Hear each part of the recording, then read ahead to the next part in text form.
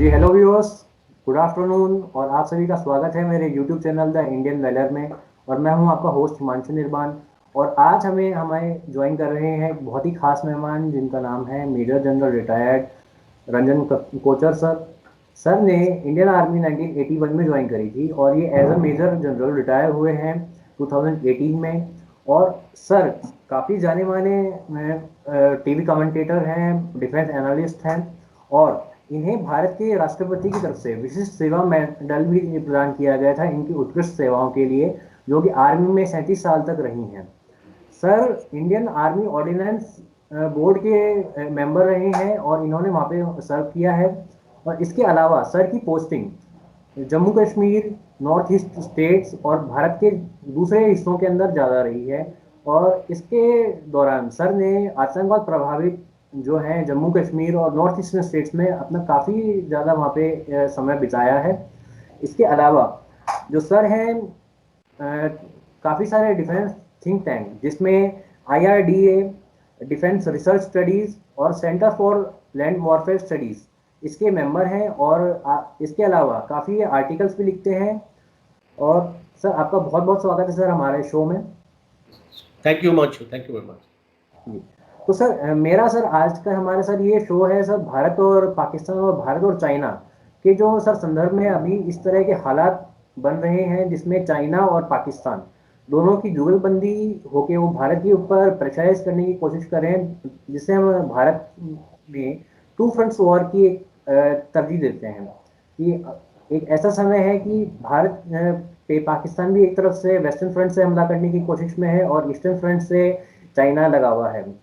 तो सर मेरा तो सर इस पे कुछ प्रश्न है। सबसे पहला है सर चाइना के रिगार्डिंग। तो सर आप ऐसा क्या क्या मुख्य कारण मानते हैं कि 50 साल पहले जब 1967 में हमारा एक लास्ट युद्ध हुआ था, छोटा स्क्रिमिश था सिक्किम में, और उसके बाद 50 साल तक कोई गोली नहीं चली, न किसी तरीके की मुठभेड़ हुई जिसमें जानलेवा साबित हो भारत के सोल्जर्स के लिए। छोटी मोटी हिंसक झड़पें होती रहती थी चाइना के साथ एलएसी पे। कुछ चाइना के सोल्जर्स हमारी तरफ आ जाते थे, हमारे सोल्जर उस तरफ चले जाते थे। तो सर ये जो गलवान घाटी की जो घटना हुई और अप्रैल महीने 2020 के अंदर जब चाइना ने भारत के अंदर घुसपैठ करी और वहाँ पे आके जिसमें हमारे जो गलवान घाटी है, हॉट स्प्रिंग्स है, डेमचौक है, दौलत बेग ओल्डी वाला जो हिस्सा है वहाँ पे आके सर ये बैठ गए। तो सर इसका मुख्य कारण आप सर किसे मानते हैं? सी हिमांशु, बेसिकली 1962 के बाद जी सर। हमारी साइक जो है, हम्म, हमारी जो सोच जो है हम्म, वो बहुत ही डिफेंसिव होगी और हम एक डिफेंसिव माइंडसेट के साथ चाइना के साथ हम एनकाउंटर करते थे। और आप अगर मिलिट्री हिस्ट्री में अगर आप पढ़ेंगे और अगर आप ऑफेंसिव नहीं होंगे हम्म, तो आपसे कोई नहीं डरेगा। तो डिफेंसिव माइंडसेट हमारा रहा है। जो भी चाइना एक्शन करता था एलएसी पे, हमने उसके अगेंस्ट हम्म, कोई मेजर एक्शन नहीं किया। हमने उसको बिल्कुल। टॉलरेट किया, हमने प्रोटेस्ट किया, हम्म, यूनाइटेड नेशंस में चले गए, हमने टॉक्स के लिए उनको उसको बोला कि इसको बातचीत करो, बातचीत करो, हम आपसे बातचीत करना चाहते हैं। हम्म, और ये इसका एडवांटेज चाइना ने लिया और इसीलिए चाइना ने अपना रियलाइज किया कि अभी तो कोविड है और कोविड में हमारी जो फौज की जो एक्सरसाइज होनी थी उस एरिया में, हम्म, उस एक्सरसाइज को भी हमने पोस्टपोन किया। और हमने हमारी जो इंटेलिजेंस थी उसमें हमने ये सोचा कि चाइना भी कोविड से गुजर रहा है और हम भी गुजर रहे हैं, तो इस टाइम पे ऐसा कोई एडवेंचर चाइना नहीं करेगा। और जब हमको इंटेलिजेंस रिपोर्ट आई कि वहां पे चाइना ने अपनी 2 डिविजन तक अपनी जो उसको फोर्सेस को ले आए हैं और वहां पे ट्रेनिंग हो रही थी इनकी। तो हमने ये सोचा कि हर एक साल होती है, इस साल भी होगी और ये लोग इसको चले जाएंगे, इसीलिए हमने इसके ऊपर तवज्जो नहीं दिया। जी सर। और मैं इसको इंटेलिजेंस फेलियर मान सकता हूँ। और जो भी इसको गवर्नमेंट इसको अपने सुधारने की अपनी कार्रवाई करेगी वो कर रही है। हम्म। तो ये जो हमारा डिफेंसिव माइंडसेट है, अभी हम उस माइंडसेट से निकल के आ रहे हैं। अभी आपने इसको देखा होगा कि एलएसी के ऊपर जो टर्म्स ऑफ एंगेजमेंट थे कि हम अपने हथियार नहीं लेके जाते थे वहां, हम्म। डंडों से एक दूसरे की होती थी इसको लड़ाई। अभी वो वहां पे ऑर्डर्स को बदली कर दिया गया है और अभी इंडियन आर्मी को निर्देश है कि अगर ऐसी कोई चीज होती है तो आप अपना फायर वहां पे खोल सकते हैं। पहले हम अपना फायर नहीं खोल सकते थे वहां पे। जी सर। तो ये जो हमारा जो डिफेंस माइंडसेट है, अभी ये बदली हो रहा है और हम्म। हमको ऑफेंसिव डिफेंस की तरफ जाना है। डिफेंस भी अगर हमारा होगा वो भी एक्चुअली ऑफेंसिव होना चाहिए। जब तक हम ये इसको चीजों को ग्राउंड में नहीं उनको शो करेंगे, हम्म। ये गलवान होता रहेगा। तो सर, इसका सर जो गलवान घाटी की क्लैशेस हुई थी 15-16 जून की दरमियानी रात 2020 में, तो सर इसका मुख्य कारण आप सर किसे मानते हैं? क्या ये चीन की सोची समझी एक साजिश थी, या फिर ये अचानक ही वहाँ पे एक माहौल चेंज हो गया जिसमें हमारे भारत के 20 जवान शहीद हुए और चाइना के भी एक अनप्रेसिडेंटेड नंबर, काफ़ी सारे वहाँ के सोल्जर जिसमें इंटेलिजेंस रिपोर्ट्स यूएसए की ये बताती हैं कि 35 से 40 सोल्जर्स चाइना के हताहत हुए हैं। तो सर इसमें आप इसका मुख्य कारण किसे मानते हैं? देखिए, शी जिनपिंग जो है इसने 2012 में एक स्टेटमेंट दी थी जी सर। अपने कम्युनिस्ट पीपल्स पार्टी में, जब हम्म। इसने टेक ओवर किया था एज ए चेयरमैन। हम्म। इसने एक अपना डॉक्यूमेंट अपना तैयार किया था। वो अभी रिसेंटली वो डॉक्यूमेंट को पब्लिक भी किया गया है, हम्म। जिसमें उसने अपनी पूरी उसमें स्ट्रेटेजी अप लिखी थी कि उसने इंडिया के साथ क्या करना है। और अपनी तैयारी के लिए उसने 2013 से अपनी फौज को अपग्रेड उसने करना शुरू कर दिया था। जी बिकॉज सर। उसने उसने रियलाइज किया था कि आगे की लड़ाई टेक्नोलॉजी की लड़ाई है।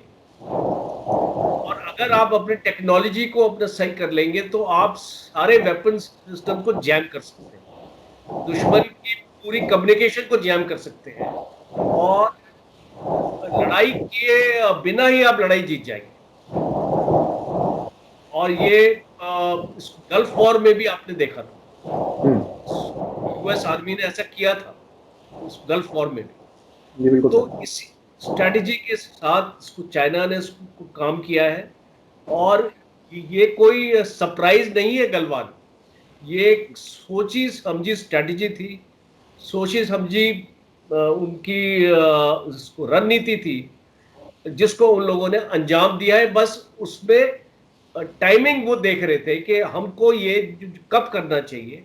और उनको अभी ये लगा कि अभी हिंदुस्तान प्रिपेयर नहीं है, तैयार नहीं है, और अगर वो अब करेंगे तो ये सबसे अच्छा मौका रहेगा। जी सर। तो सर इसी से संदर्भ में सर एक प्रश्न है कि सर ऐसा कहा जाता है कि चाइना के एक बहुत बड़े जनरल जो कि वेस्टर्न एयर कमांड के मुखिया थे वहाँ के, उन्होंने ये एक सरप्राइज बर्थडे गिफ्ट जो कि 15 जून की को शी जिनपिंग का जन्मदिन आता है, उनको खुश करने के लिए ये हमला भारत के ऊपर किया। तो सर आप क्या मानते हैं कि ये मिस एडवेंचर साबित हुआ है चाइना के लिए? तो पहले तो ये जो उसको न्यूज में आप लोग सुनते हैं ना कि ये बर्थडे गिफ्ट और ये ऐसी चीजें नहीं होती हैं। बिल्कुल। और ऑर्डर्स आते हैं सीधे टॉप से। हम्म। जो चाइना का जो कोर कमांडर होता है ना, हम्म। और जो आर्मी कमांडर होता है, जी बिल्कुल सर। वो उसको वही करता है जो उसको सेंट्रल लीडरशिप उसको बोलती है करने के लिए। उसके पास अपने लिए अपनी डिसीजन मेकिंग वो नहीं कर सकता है, उसको ऊपर से डिसीजन आता है और इसीलिए वो अपना एक्शन लेता है ये। और इसीलिए अभी ये जितने भी इंसिडेंट्स हुए हैं ये पूरी सेंट्रल लीडरशिप की जो इसको डायरेक्शंस थी उसके बेसिस पर। सर इसी सर संदर्भ में मेरा सर एक प्रश्न है चाइना से रिगार्डिंग कि सर ऐसा क्या है अभी हाल फिलहाल की जो सिचुएशन है चाइना के ऊपर, इंडिया और चाइना के बॉर्डर्स के ऊपर, तो सर क्या ये डिस्प्यूट सॉल्व होता हुआ दिखेगा या नहीं होगा सर? हिमांशु, मेरी असेसमेंट ये है कि सर्दी का टाइम अभी जो है जनवरी फरवरी मार्च अप्रैल तक, जी सर। और इसमें चाइना कोई हरकत नहीं करेगा बिकॉज ये इस टाइम पे लड़ना एक्चुअली बड़ा मुश्किल होता है, बिकॉज मूवमेंट ही नहीं हो पाती है, बिकॉज वहाँ पे ऑक्सीजन लेवल्स इतने कम हैं और इतना इसको हाई ऑल्टीट्यूड है 18,000 फीट के ऊपर, और -30 डिग्रीज में आप मुझे बताइए कौन सा आदमी लड़ाई कर सकता है इसमें? इसको ना तो इंडिया कर सकता है, इसको ना तो इंडिया कर सकता है, ना तो चाइना कर सकता है।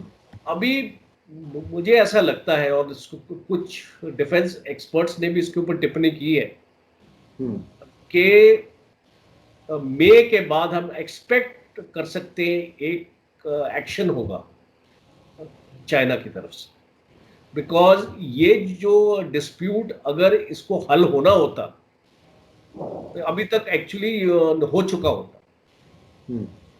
तो चाइनीज आर्मी वहां पे कमिट हो चुकी है और इसको पीएलए पहुंच चुकी है, 1 लाख से ज़्यादा उनके पास ट्रुप्स हैं वहां पे। हमारी इंडियन आर्मी के पास भी 1 लाख के करीब वहां पे ट्रुप्स हैं।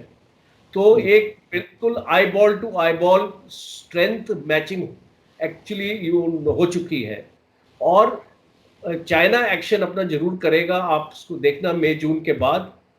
और सब कुछ अभी इसको डिपेंड अपना करता है कि इंडियन आर्मी उसको कैसे टैकल करेगी, और जो मेरी असेसमेंट है इंडियन आर्मी की कि इंडियन आर्मी उनको मुंह तोड़ जवाब देगी, बिकॉज एक बेहतर आर्मी है, अक्रेडिटाइज आर्मी है, जो अपने इसको सियाचिन का हमारे पास एक्सपीरियंस है, हमारे जवान ऑलरेडी हाई ऑल्टीट्यूड में अपनी सर्विस अपना करते हैं और उनको एक एक्सपीरियंस है जो पीएलए को नहीं है। और हमारे पास जो इक्विपमेंट है अभी आपने देखा होगा कि जो भी हमने अभी इसको यूएस से हमने लिया है, हमने वहां पे डिप्लॉय कर दिया है। अपाची हमारे पास हेलीकॉप्टर्स हैं वहां पे, हमारे पास अल्ट्रा लाइट हवाइजर्स हैं हमारे पास। हमने इसको यूएस से सगवार राइफल्स ले रखी हैं जो एक बेहतरीन वेपन सिस्टम है।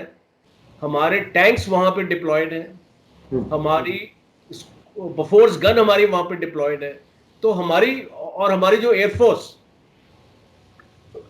वो, और हमको एक एडवांटेज है कि हमारे जो एयरफील्ड्स हैं वो उस ऑल्टीट्यूड में है जो चाइना के एयरफील्ड्स इसको बहुत पीछे है। तो हमारी जो रीच रहेगी वो हम इसको डीप इसको जा पाएंगे। इसीलिए मुझे ऐसा लगता नहीं है कि ये जो कॉन्फ्लिक्ट इतना जल्दी अपना खत्म होने वाला है। तो सर अभी सर संदर्भ सर अगर हम पाकिस्तान की सर इसी बारे में बात करें तो सर पाकिस्तान जो है चाइना का इतना ब्लाइंड सपोर्ट क्यों करता है सर इस इशू के ऊपर? देखिए ऐसा है कि आर्टिकल 370 के अबोगेशन के बाद पाकिस्तान बौखला गया। जी सर।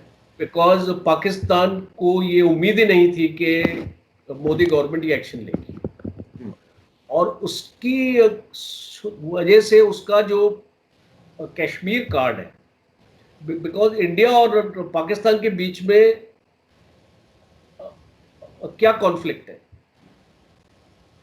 कश्मीर ही है। कश्मीर की वजह से ही हमारा जो है कॉन्फ्लिक्ट है पाकिस्तान की। और जब कश्मीर उनके हाथ से निकल रहा है अभी, तो उनके पास अब और क्या रह गया, किसका सपोर्ट लेंगे वो। जी सर। और वो जानते हैं कि चाइना एक बहुत ही पावरफुल नेशन है, और अगर इंडिया को टू फ्रंट के ऊपर अगर एंगेज किया जाएगा तो इंडिया के लिए बहुत मुश्किल होगा। और इसीलिए वो पीएलए आर्मी को अपने साथ, उनकी जो एयरफोर्स है और आर्मी, वो एक साथ उनकी ट्रेनिंग हो रही है। अभी आपने हाल ही में आपने सुना होगा कि उनकी एक्सरसाइज हुई है, जी उनका बिल्कुल सर। कम्युनिकेशन सिस्टम्स को मैच किया गया एक दूसरे के साथ। हम्म।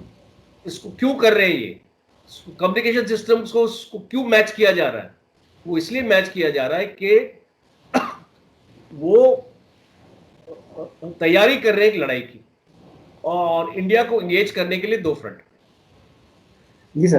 तो सर मेरा सर आपसे इसी संदर्भ में पाकिस्तान से एक सर ये सवाल है कि ऐसा सर क्या कारण है कि भारत के खिलाफ पाकिस्तान हर इश्यूज पे, हर वजह में, हर महीने में कोई ना कोई एक नई साजिश रचता रहता है। आज़ादी के बाद से, सन 47 के बाद से, जब भी पाकिस्तान ने लड़ाइयाँ लड़ी हैं, चाहे तो वो LAOC पे छोटी छोटी मुठभेड़ हो, या फिर जो हमारे जो 5 मुख्य युद्ध हैं जिसमें सियाचिन ग्लेशियर का भी एक युद्ध छोटा माना जाता है, तो इसका आप मुख्य वजह किसे मानते हैं सर? देखिए, पाकिस्तान जो आर्मी है, ये उसकी जो एग्जिस्टेंस है हम्म। वो anti India, hate India campaigns के ऊपर है। जी बिल्कुल। और उसकी जो ISI है, वो एक बहुत ही बेहतरीन ऑर्गेनाइजेशन है। मुझे आपको उसको बताना पड़ेगा कि उनकी जो ट्रेनिंग है, वो लोग अब्रॉड में ट्रेनिंग लेते हैं, और उनके पास एक बहुत ही एक्सटेंसिव नेटवर्क है जिसके साथ वो काम करते हैं। जी बिल्कुल सर। इसमें यार सर एक छोटा सा एडिशन करना चाहूँगा। हमारे एक पाकिस्तानी पैनलिस्ट हैं जिनसे हमारा काफ़ी संवाद होता रहता है। उन्होंने ये बताया था कि ISI में कभी 2000 के लगभग कर्मचारी हुआ करते थे जब ISI बनी थी, और आज 40,000 से ज़्यादा उसमें कर्मचारी विश्व भर में उनके नेटवर्क फैला हुआ है, और काफ़ी अच्छे सिस्टम हैं उनके बने हुए। तो सर इसमें ही एक छोटा सा मैं सर क्वेश्चन बिल्डअप करना चाहूँगा कि सर ऐसा क्या कारण है कि भारत में हर एक महीने या 2 महीने के अंदर कोई ना कोई ISI का एक जासूस पकड़ा जाता है? अगर हम वही भारत की कैपेबिलिटी की बात करें तो पाकिस्तान के अंदर एक ही कैंपेन चलता आ रहा है कि जब भी भारत कश्मीर के मुद्दे पे कुछ पाकिस्तान के ऊपर बोलता है, तो पाकिस्तान के जो DGI ISPR हैं, director general of inter service public relations के मुखिया बाबर इफ्तिकार चौधरी, उन्होंने अभी हाल फिलहाल में एक प्रेस कॉन्फ्रेंस करी पाकिस्तान के विदेश मंत्री शाह महमूद कुरैशी के साथ में। और ये थोड़ा हास्यास्पद भी था कि उन्होंने ये बताया कि भारत बलूचिस्तान में वहाँ की आतंकवादी गतिविधियों में शामिल है और उसको आर्थिक रूप से सपोर्ट कर रहा है। सर इसमें थोड़ा प्रकाश डालें कि सर ये क्या, कितने ज़्यादा और कितनी गहराई तक ये सत्य है उनके कथन में? देखिए, ये क्लासिफाइड इंफॉर्मेशन है, ये तो मेरे पास नहीं है कि वहाँ पे इंडिया जो कर रहा है। पर मैं इतना आपको बता सकता हूँ कि अगर ISI कश्मीर में टेररिस्ट की मदद कर रहा है, तो क्या हमारी इंटेलिजेंस एजेंसी आंख बंद करके बैठी रहेगी? बिल्कुल। हम भी तो ऐसी कुछ हरकत काबिलियत रखते हैं कि हम पाकिस्तान को उसका जवाब दें। और इसीलिए जो भी अभी बलूचिस्तान में हो रहा है, वहां पे ब्लास्ट हुए हैं, वहां पे कैजुअलिटीज हुई हैं, और पाकिस्तान फौज की कैजुअलिटीज हुई हैं, वो ये इसको जो है, अभी वो लोग इसको कनेक्ट करने की कोशिश कर रहे हैं, उनके पास कोई ऐसा प्रूफ नहीं है। जी बिल्कुल सर। बिकॉज बलूचिस्तान में ही मैं आपको बताना चाहूंगा कि वहां पे पाकिस्तान उसको कंट्रोल नहीं कर पा रहा है, बिकॉज वहां पे जो ये माफिया है, और ये जो इसको वॉर लॉर्ड्स बोलते हैं ना, ये जो बिल्कुल सर। ट्राइब, जो ये अपने जो हेड ऑफ द ट्राइब्स होते हैं, वहां पे उनकी चलती है। वहां पे गवर्नमेंट के ऑर्डर्स नहीं चलते हैं, वहां पे उनके ऑर्डर चलते हैं, तालिबान कंट्रोल्ड है ये। और इसीलिए पाकिस्तान इंडिया के ऊपर ये जो ब्लेम अपना कर रहा है, बिकॉज पाकिस्तान बलूचिस्तान को गवर्न नहीं कर पाया आज तक। तो सर इसमें सर एक छोटा सा एक आपसे सर एक प्रश्न भी है कि भारत के ऊपर कुलभूषण जाधव के रिगार्डिंग एक सर एक क्वेश्चन है कि पाकिस्तान ने कुलभूषण जाधव को, जो कि एक भारत के सम्मानित नागरिक रहे हैं और एक एक्स जो है नेवल ऑफिसर रहे हैं, जो कि ईरान में अपना कुछ कारोबार करने गए थे और उनका वहां से अपहरण करके पाकिस्तान ने उनको भारत का जासूस बता दिया गया। तो सर आप इसे क्या सत्य मानते हैं कि क्या वो वाकई में जासूस हैं भारत के लिए, या देखिए उनको हमने जबरदस्ती वहां पे बंधक बना के रखा गया है? देखिए इंटरनेशनल कोर्ट ऑफ जस्टिस में ये मामला ऑलरेडी जा चुका था, और वहां पे प्रूव हो चुका है ये वहां जासूसी नहीं कर रहे थे और इनका अपहरण किया गया है। इट हैज बीन प्रूव्ड है, और उसकी डॉक्यूमेंट्री एविडेंस इंडियन गवर्नमेंट ने इंटरनेशनल कोर्ट ऑफ जस्टिस को दी है, और पाकिस्तान गवर्नमेंट को भी इसको बताया है कि भाई आप जो आपके चार्जेस हैं ये बेबुनियाद है। पर अभी पाकिस्तान ने इसको एक प्रेस्टीज इशू बना लिया है, और वो वर्ल्ड को ये जो प्रूव करना चाहते हैं कि इंडिया भी ऐसी हरकतें कर रहा है, और ये जो है ना, ये इसको टेररिज्म में इंडिया का भी हाथ है। अभी इसको हाल ही में एक डोजियर भी बनाया है पाकिस्तान ने, जो यूनाइटेड नेशंस में ये जो इनका जो इसको ग्रे लिस्ट है, ये आज जो ये इनका फाटा की जो ग्रेट लिस्ट है, उसमें जो पाकिस्तान का नाम है, और वो ग्रे लिस्ट से निकलने के लिए अभी वो इंडिया को भी इन्वॉल्व करने की कोशिश कर रहे हैं। तो ये उनकी जो ये जादव वाला जो इंसिडेंट है, मुझे कोई इसमें डाउट नहीं है कि वो इनोसेंट है। जी सर। तो सर इसी संदर्भ में सर एक छोटा प्रश्न ये उठता है कि क्या सर पाकिस्तान ने, सर आपसे सर थोड़ा जानना भी चाहेंगे क्योंकि आपकी ड्यूटीज भी ज़्यादातर जम्मू कश्मीर और नॉर्थ ईस्ट के एरियाज में रही है। तो सर जो जम्मू कश्मीर में आतंकवाद की शुरुआत है, सर ये कैसे हुई थी, और इसकी मुख्य वजह पाकिस्तान ने वहाँ पे जो आतंकवादी भेजे थे अफगानिस्तान युद्ध के बाद में, जो अफगान जो तालिबान थे उनको वहाँ से हटा के भारत के कश्मीर में भेजना शुरू किया। तो सर इसका मुख्य कारण सर किसे माना जाता है, और अभी हाल फिलहाल में जब आर्टिकल ऑफ 370 का एब्रोगेशन हुआ है, और उसके बाद कश्मीर में की ज़मीनी हकीकत क्या है सर, इसके बारे में थोड़ा सा जानना चाहेंगे? मानशु, अगर मैं कश्मीर में रहा हूँ इसलिए मैं आपको बता सकता हूँ कि हर एक कश्मीरी के अपने घर में उसका रिश्तेदार है पाकिस्तान में, और ये जो इनका आना जाना भी लगा रहता है।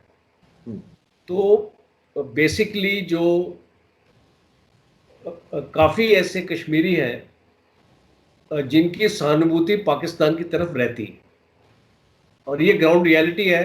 आपको कोई नेता नहीं बोलेगा इस चीज़ को, बिकॉज वो इसको मानने के लिए तैयार ही नहीं होते इन चीज़ों को। बिल्कुल सर। बट ये ग्राउंड रियलिटी है। अच्छा, दूसरा, जम्मू एंड कश्मीर में जितनी भी पॉलिटिकल पार्टीज आई हैं, उन लोगों ने इंतहा वहां पे करप्शन करी है। इतना भी पब्लिक मनी था, उन लोगों ने अपनी जायदादें बनाई हैं। इनके बच्चे इसको बाहर पढ़ते हैं, और जो बिल्कुल अव्वल एजुकेशन ऑक्सफोर्ड में और हार्वर्ड में उनको एजुकेशन मिलती है, और इनके पास इसको बाहर की जो कंट्रीज में इनके पास प्रॉपर्टी है, और इनके पास ये जो बहुत पैसा बनाया है लोगों ने, इसको फॉरेस्ट को, इसको पेड़ों को कटवा के और बाकी एक्सप्लोटेशन करके, गवर्नमेंट का पैसा इस्तेमाल करके इन लोगों ने अपना जो है ना, अपना पर्सनल जो अपनी किंगडम बनाई। उसकी वजह से जम्मू एंड कश्मीर में डेवलपमेंट नहीं हुई। गरीब जो है वो बिल्कुल गरीब ही रह गया, और जो आदमी गरीबी में होगा, मुझे आप बताओ, क्या वो आपके साथ सहानुभूति करेगा? बिल्कुल नहीं सर।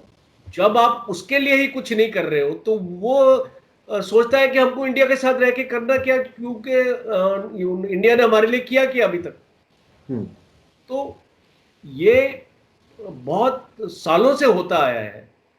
और अगर आप कोई आपका कश्मीरी आपका फ्रेंड होगा तो वो आपको यही बताएगा। और इसकी और ऊपर से आपने वहां पे फौज लगाई, और इतने सारे वहां पे जो, जब इसको क्या होता है, जब इसको फौज आती है तो हम्म। अगर इसको 10 अगर टेररिस्ट अगर मारे जाते हैं तो 2-3 इनोसेंट भी मारे जाते हैं। बिल्कुल। बिकॉज वहां पे तो आप अंदाजा नहीं लगा सकते कि कौन इनोसेंट है कौन टेररिस्ट है। बिकॉज हम्म। आपको तो एक्शन लेना है, आपकी अगर आप एक्शन नहीं लेंगे तो वो आपके ऊपर फायर कर देंगे। तो बिल्कुल। ये सारी चीजें हैं, बहुत ही कॉम्प्लिकेटेड मामला होता है ये। और इसीलिए ये जो पॉपुलेशन जो है जम्मू एंड कश्मीर की, इनको एक अच्छी गवर्नेंस चाहिए, ये इनको जॉब्स चाहिए, हमको इनके लिए अपॉर्चुनिटी, एम्प्लॉयमेंट अपॉर्चुनिटीज क्रिएट करें। हम्म। मुझे आप बताइए कि आज की डेट में जम्मू एंड कश्मीर में कितनी इंडस्ट्रीज हैं, कितने टाटा बिरला और अंबानी वहां पे गए अपनी ये अपनी इंडस्ट्री लगाने के लिए। कोई भी उनको नहीं गया। इजाजत ही नहीं थी जाने के लिए। हम्म। और अभी गवर्नमेंट ने एक 28,000 करोड़ का पैकेज अनाउंस किया है हम्म। ये हाल ही में। बिल्कुल सर। तो ये सब करने के बाद अभी आप देखना हालात बदलेंगे। जी सर, तो सर इसी संदर्भ में एक सर प्रश्न ये है कि पाकिस्तान की तरफ से सर एलओसी पे जो संघर्ष विराम का उल्लंघन है, तो सर वो लगातार क्यों किया जाता है? इसका मुख्य कारण हम किसे मानते हैं? क्योंकि ये देखा जाता है कि हर 2 से 4 दिन के अंदर पाकिस्तान में जो की तरफ से जो 772 किलोमीटर लंबी 772 जो है किलोमीटर लंबी एलओसी है, उस पे कहीं ना कहीं फायरिंग की जाती है। और कई बार ये माना जाता है कि जो आतंकवादियों की जो घुसपैठ है उसको कवर करने के लिए पाकिस्तान अपनी तरफ से कवरिंग फायर देता है, और यहाँ से भारत की तरफ से भी उसके जवाबी कार्रवाई की जाती है। लेकिन सर हाल फिलहाल के दिनों में पाकिस्तान की तरफ से आर्टिलरी शेलिंग काफ़ी हद तक बढ़ गई है। साल 2020 का हम समय देखें, साल 2019 का समय देखें, तो आर्टिलरी काफ़ी ज़्यादा यूज़ करी गई है, कि मोटार और छोटे हथियार तो काफ़ी यूज़ करती है। लेकिन सर आर्टिलरी यूज़ करने का मुख्य कारण क्या है सर? देखिए, मैं आपको इसको आर्टिलरी का यूज करने का मुख्य कारण मैं आपको बताऊंगा। वो एक इसको मेजर होता है कि दूसरी आर्मी को पनिशमेंट देना। जी। अगर आप इसको गलत काम इसको करते हैं तो आपको टीचर आपको मुर्गा बना देती है क्लास में। बिल्कुल सर। तो उसी तरीके से एक आर्मी अपने दूसरे आर्मी को बताना चाहती है कि आप ये जो हरकत कर रहे हैं इसकी पनिशमेंट मैं आपको दे रहा हूं। इसको पहली चीज ये। हम्म। इसको दूसरा है कि यो 2020 में अगर आप आंकड़े देखें तो 37 इन्फिल्ट्रेशन हुई हैं, हम्म। अटेम्प्ट हुए हैं या इसको सक्सेसफुल हुई हैं। और इससे अगर आप पिछले साल देखें तो ऑलमोस्ट 200 इन्फिल्ट्रेशन हुई थी। जी। अभी हम लोग ड्रोन्स का इस्तेमाल कर रहे हैं। हम्म। हमारे पास सर्वेलेंस, जो हमारी 380 किलोमीटर की फेंस है, हमारी जो पूरी जो हमारी फेंस है, हमने वहां पे सर्वेलेंस डिवाइसेस लगा रखे हैं। हमारी जो इंटेलिजेंस ग्रिड है वो 3 हिस्सों में है। और जो हमारी फॉरवर्ड डिप्लॉयमेंट है वो बहुत हैवी कर दी गई। और इसीलिए अभी वो जो टनल्स बना रहे हैं, बिकॉज वो घुस नहीं पा रहे अंदर। और पाकिस्तान आर्मी जब अपनी शेलिंग करती है हम्म। और जब इसका वायलेशन करती है, वो इसलिए करती है कि वो हमारी अटेंशन को डाइवर्ट कर सके हम्म। और टेररिस्ट को अंदर आने के लिए आसानी हो सके। और इसीलिए ये जो आप अभी देख रहे हैं सीज फायर वायलेशन, ये एक्चुअली बढ़ गया है। क्यों बढ़ गया है? क्योंकि वो टेररिस्ट इन्फिल्ट्रेशन नहीं कर पा रहे। तो ज्यादा वो इसलिए अभी इसको शेलिंग कर रहे हैं कि इसको हो सकता है कि अभी हम अपनी इसकी जो तादाद है इन्फिल्ट्रेशन की बढ़ा सकें। हम्म। तो सर इसी सर एलओसी के वायलेशन की हवाले से सर एक मेरी एक खबर सर हमें ये रिसीव होती रहती है कि पाकिस्तान की तरफ भी काफ़ी नुकसान होता है जब भारत की फौज का नुकसान होता है। हमारी तरफ हमारे यहाँ के भी जवान शहीद होते हैं उस एलओसी के इन्फिल्ट्रेशन में और एलओसी की क्रॉस बॉर्डर शेलिंग में। तो सर पाकिस्तान की तरफ से कभी भी अपनी कैजुअलिटीज का एक फिगर जो है सार्वजनिक नहीं किया जाता। तो सर इसको लेके आपका सर आपकी क्या धारणा है कि पाकिस्तान की तरफ से क्यों सार्वजनिक नहीं किया जाता है सर? देखिए, आपने कारगिल युद्ध में भी देख लिया था 1999 में, पाकिस्तान के जो इतने जो इनके जवान जो हलाक हुए थे, बिल्कुल। और उनको इसको पब्लिक नहीं किया था पाकिस्तान ने। हम्म, ये एक हर एक कंट्री की, चाइना भी यही करता जी है। बिल्कुल। चाइना भी अपनी कैजुअलिटीज को डिक्लेयर नहीं करता है। हम्म, हर एक नेशन का एक अपना ही इथॉस होता है, अपना एक उसको तरीका होता है। हम्म, और हमारा जो देश है, वो हम अपने जो शहीद को एक उसको रिकॉग्नाइज करते हैं, हम उनको मानते हैं, हम उनकी इस कुर्बानी को हम एक ऐसे एहसानमंद रहते हैं उनके हम।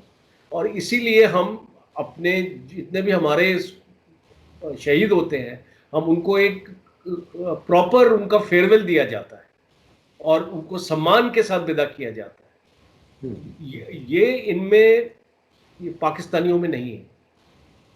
71 वॉर में हमने देखा है ये, और हमने कारगिल के इस युद्ध में देखा है, और अभी हम एलसी के ऊपर भी ये चीज देख रहे हैं। है। तो सर इसी में आगे अगर हम चलते हैं तो सर ये कहा जाता है कि सर पाकिस्तान की तरफ से जब कोई भी चीज़ करी जाती है जिसमें अगर हम ये देखें सर कोशिशों की बात करते हैं कि अभी कश्मीर घाटी के अंदर जितने भी हमारे आतंकवादी संगठन हैं जो भारत में ऑपरेट करते हैं उसमें काफ़ी उनके पास हथियारों की कमी हो गई है। या तो सर क्रॉस बॉर्डर इन्फिल्ट्रेशन नहीं आता या फिर जो एक नगरोटा का हमला हुआ था जिसमें हमारे फोर्सेस ने 4 आतंकवादियों को मारा, उसमें उनकी तरफ भारी मात्रा में AK-47 जिसमें 11 या 12 लगभग AK-47 बरामद हुई थी उनकी तरफ से। तो और या फिर पाकिस्तान भी जो है सर ड्रोन्स का उपयोग करके यहाँ पे हथियारों की सप्लाई करता रहता है, चाहे तो वो पंजाब के रीजन से हो जहाँ पे वो ड्रग्स की सप्लाई करता है और हथियार भी भेजता रहता है। और बीएसएफ हमारी उनको उन सारे इरादों को नेस्तनाबूद कर देती है या फिर आर्मी जो है वो नेस्तनाबूद करके ये हथियार सारे बरामद करती है। सर ये हथियार इतने पाकिस्तान के पास आते कहाँ से हैं और वो इसका उपयोग अच्छे कामों में ना करने की वजह भारत के खिलाफ ही क्यों करता है हमेशा?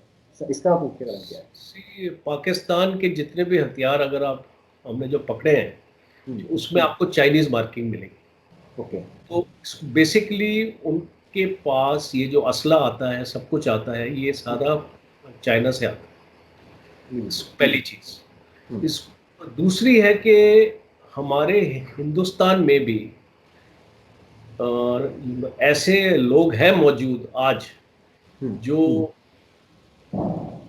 गद्दार, जिनको गद्दार की इसको कैटेगरी हम उसको दे सकते हैं, जो पैसे के लिए और अपने इसको मॉनेटरी अपने गेन्स के लिए वो इन टेररिस्ट की सपोर्ट करते हैं। तो ये बहुत ज़रूरी है कि हमको देश के अंदर भी झांकना चाहिए। देश के अंदर भी हमको ऐसे लोगों को आइडेंटिफाई करना चाहिए और फिर उनके अगेंस्ट कार्रवाई हमको करनी चाहिए, और ये भी बहुत ज़रूरी है हमारे लिए। और इसीलिए ये तो हथियार आते रहेंगे, बिकॉज वहाँ लाइन ऑफ कंट्रोल की जो अगर आप उसकी टरेन देखेंगे तो वो आप पूरे एरिया को आप सील नहीं कर सकते। काफ़ी वहाँ गैप्स रहते हैं, नालाज रहते हैं, पासेस रहते हैं जहाँ से लोग आ सकते हैं। बारिश का महीना होता है, स्नोफॉल होता है, जिसमें विजिबिलिटी बड़ी कम होती है, फौज देख नहीं पाती इतनी सारी जो एक्टिविटीज को। तो इसीलिए इन्फिल्ट्रेशन भी होता है, और इसीलिए अभी आपने देखा होगा इन्फिल्ट्रेशन का जो मेन एरिया है अभी वो इसको पंजाब और राजस्थान की तरफ चला गया है, बिकॉज वहां पे उनको आसानी होती है अंदर उसको आने में, बिकॉज JNK में काफ़ी फौज का डोमिनेशन है, और इसीलिए वो कर नहीं पा रहे। जी। तो सर सर आपने फौज का डोमिनेशन बताया जम्मू में भारतीय सेना का। तो सर पाकिस्तान की तरफ से काफ़ी ये प्रोपेगेंडा चलाया जाता है कि जितने भी उनके आप चाहे तो डिफेंस एनालिस्ट देखें या उनके न्यूज़ चैनल्स देखें, वो हमेशा एक ये प्रोपेगेंडा करते रहते हैं कि भारत के जम्मू कश्मीर संभाग के अंदर हमारी यूनियन टेरिटरी में कश्मीर में टोटल 10 लाख से ज़्यादा फौज तैनात है भारत की। तो सर आप इस पे ये सच मानते हैं इस चीज़ को, या थोड़ा सा इस पे सर हमारे को एक्सप्लेनेशन देने की बताएं, कोशिश करें सर। देखिए, कोई भी देश जो है हम्म। वो अपनी सुरक्षा करने के लिए जी। अपनी पूरी फौज का इस्तेमाल करता है। हम्म। और क्योंकि इंडिया में इन्फिल्ट्रेशन हो रही है, पाकिस्तान में थोड़ी इन्फिल्ट्रेशन हो रही है। बिल्कुल। पाकिस्तान में हम घुसपैठ अपना थोड़ी कर रहे हैं, हम अपने इसको यहाँ से अपना जो टेररिस्ट है वो पाकिस्तान में तो नहीं जा रहे ना, हम्म। वो इंडिया में आ रहे हैं। बिल्कुल सर। तो हम वहां पे 10 लाख लगाएं या 20 लाख लगाएं, हम्म। ये हमारे ऊपर है। हम कोशिश करेंगे कि हम ये जो इसको जितने भी इनके मंसूबे हैं हम उनको नाकाम करें। ये तो हर एक देश करेगा। जी। तो सर इसमें सर अब हम सर अगर हम थोड़ा सा नॉर्थ ईस्ट की बात करें कि नॉर्थ ईस्ट के स्टेट्स में भी आपकी काफ़ी आपने समय बिताया है, आपकी ड्यूटीज़ रही हैं। तो सर जो नॉर्थ ईस्ट के जो हमारे आतंकवादी संगठन हैं, जिसमें उल्फा है और बोडो लैंड के लिए जो लड़ने वाले उग्रवादी संगठन हैं, सर उनके पास जो हथियार और पैसा आता है उसके लिए ये कहा जाता है कि चाइना इनको ओपन सपोर्ट देता है। इनके जो लीडर्स हैं वो चाइना के अंदर सेटल्ड हैं और वहीं से दिशा निर्देश चला के भारत के नॉर्थ ईस्ट स्टेट्स को डिस्टेबलाइज करने की कोशिश करते हैं। और ये भी बोला जाता है कि जो सिलीगुड़ी जो कॉरिडोर है भारत का, उसको भी डिस्टेबलाइज करके उसको भी भारत से काटना चाहते हैं। तो सर थोड़ा इसके बारे में प्रकाश डालें इस इन सब चीज़ों में। देखिए, ये जो इंसर्जेंसी जो है जी। नॉर्थ ईस्ट में काफी सालों से जी। हम इसको देखते आए हैं, पर अभी काफी हद तक कंट्रोल में है वहाँ हम्म। पे। ये इसको जितने भी आप बोडो बोल रहे हैं, एक टाइम पे बोडो लैंड की भी मांग थी और ये सारी इसको चीजें थी, अब ये इसको खत्म है ऑलमोस्ट।